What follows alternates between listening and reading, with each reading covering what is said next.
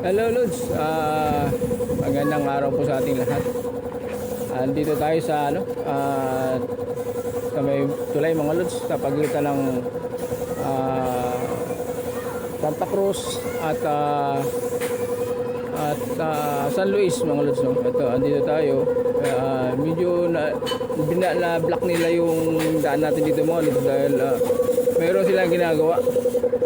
Mangyayari itong tulay natin, ayan, inaayos nila mga Lods, kaya nakita naman natin na marami ng crack. Ayan, yung tulay natin, marami ng crack mga Lods, oh. Ayan, ayan, yung tulay na yung mga Lods, diretso yan hanggang doon sa Summerwin. Yan diretso na yan mga Lods, Summerwin, paikot na yan ang bayan. Ayan mga Lods, no? Yung diretso na yan.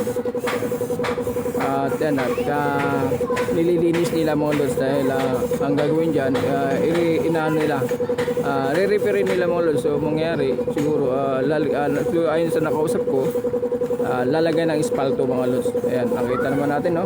Kita yung bitak-bitak mga Lods, oh, para din naman sa ating lahat yan, no? Sa lahat po, kaya nag-blocking sila dito mga Lods, hindi na makadaan yung mga sakyan dahil mayroon silang ginagawa. So yan mga Lods, oh. Ayan, para din naman sa atin yung mga Lods, no? Para sa lahat din yan, siyempre lahat mga dumadaan dito kasi ang daan mga Lods, no? Nagdurugtong kasi itong area, ayan mga Lods, yung diretso na yan papunta naman ng ano yan, ng Hilping, Paliparan mga Lods, no? Ayan, diretso yan. Ayan, siyempre kailangan din talaga natin ayusin yung mga kalsada natin mga Lods para sa kaayusan at kapayapaan ng ating mga commuters. Siyempre mga Lods, no? Siyempre kung walang tulay tayo mga Lods, hindi tayo makakatawid doon sa kabilang doon sa paruroonan natin. Kaya nga siyempre ayusin din natin mga Lods. Ayan, so wala mo nang nakakadaan dito mga Lods, no? Sarado yung ating daanan dito sa tulay ng Santa Cruz at San Luis mga Lods. Nahati ito mga Lods, dugtong ito ng area E. Yan, magkarugtong yan mga Lods, oh. Ano, halos wala nang dumaraan dito mga Lods. Pwede ang mga naglalakad, pwede naman mga Lods dahil meron naman tayong space dito para doon sa mga naglalakad. Pero yung mga sakyan mga Lods is wala na muna. So naka-block tayo dito mga Lods, oh.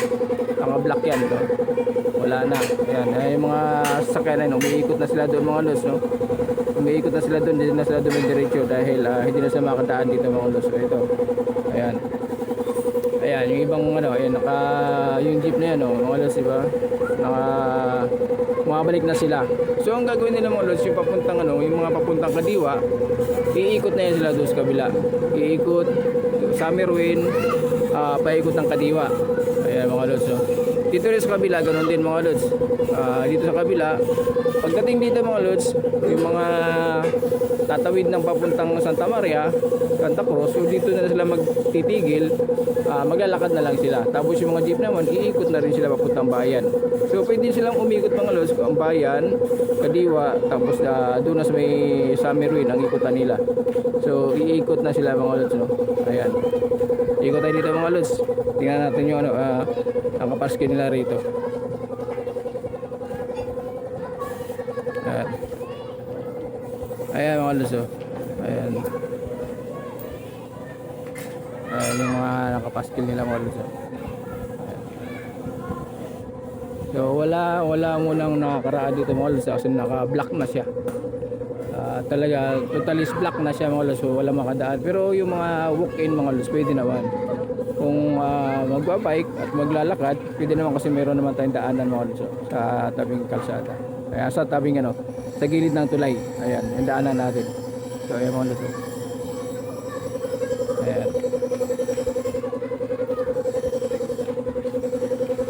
Ayan.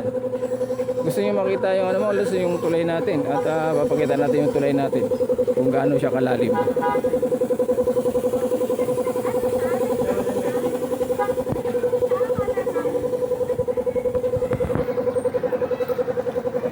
Ayan, ito yung tulay natin mga Lods.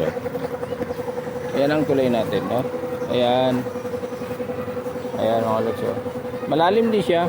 Ayan, naalala nyo mga Lods nung mga nakalipas ng buwan, ayan, itong tulay na ito dito rin mga lods, mayroong tumalon na teenager. Pero sa ngayon mga lods, naka-recover na naman siya. Hindi naman siya na talaga na tinamaan ng ano. Medyo nag-ano lang yung ano, pero naka-recover na mga lods. Ayan. Hindi naman siya masyadong kalaliman. Ayan, katamtaman lang siya mga lods. Doon yan sa kabila. Ayan, patago siya doon sa kabila mga lods. Ayan. Diretso yan doon sa kabila.